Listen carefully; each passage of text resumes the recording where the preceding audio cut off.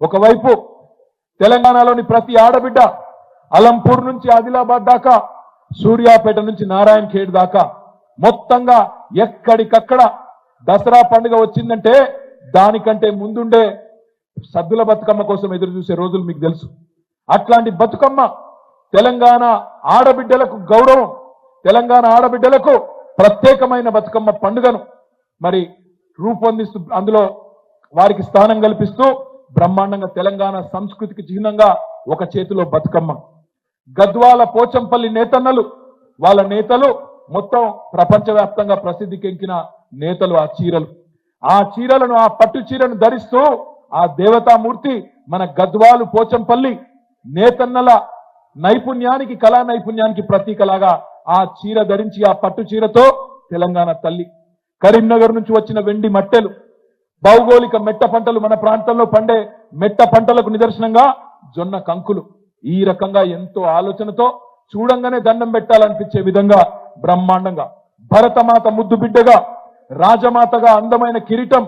ఆ కిరీటంలో మన తెలంగాణ ప్రాంతానికి సంబంధించిన సుప్రసిద్ధ కోహినూరు వజ్రాన్ని కూడా పెట్టి తెలంగాణ తల్లికి చూడంగానే దండం పెట్టే విధంగా ఆ తల్లికి రూపం ఇచ్చింది మన తెలంగాణ ఉద్యమం. కానీ ఈరోజు ఇప్పుడున్న పాలకులు హంతకులే సంతాపం చెప్పినట్టు ఎవరైతే 1952 నుంచి 2014 దాకా తెలంగాణలో వందల వేల చావులకు కారణమైనారో, ఎవరైతే తెలంగాణ ఉద్యమాన్ని అడుగడుగున కర్కశంగా తొక్కే ప్రయత్నం చేసినారో వాళ్ళు ఇవాళ ముందు వరుసలో నిలబడి ఇగో తెలంగాణ తల్లి అంత గొప్పగా ఉండడానికి వీల్లేదు, బీదగా ఉండాలి.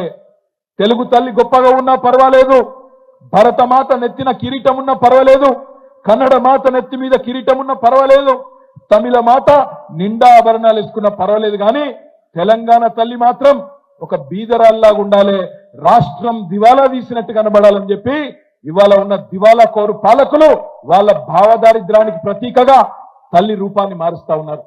ఈ ప్రపంచంలో ఈ మాట నేనంటే కొంతమంది తప్పు అనుకోవచ్చు, కానీ దయచేసి ఆవేదనతో ఉద్వేగం నుంచి అంటున్న మాట, ప్రపంచంలో ఆలిని మార్చిన మగాళ్ళు ఉండొచ్చు, ఆలిని మార్చిన దుర్మార్గులు ఉండొచ్చు, కానీ తల్లిని మార్చిన మూర్ఖులు ప్రపంచంలో ఎక్కడా లేరు, ఉండబోరు అనే మాటను విజ్ఞప్తి చేస్తా ఉన్నా. ఈరోజు తెలంగాణలో ఆ దౌర్భాగ్యపు పరిస్థితిని మనం చూస్తా ఉన్నాం.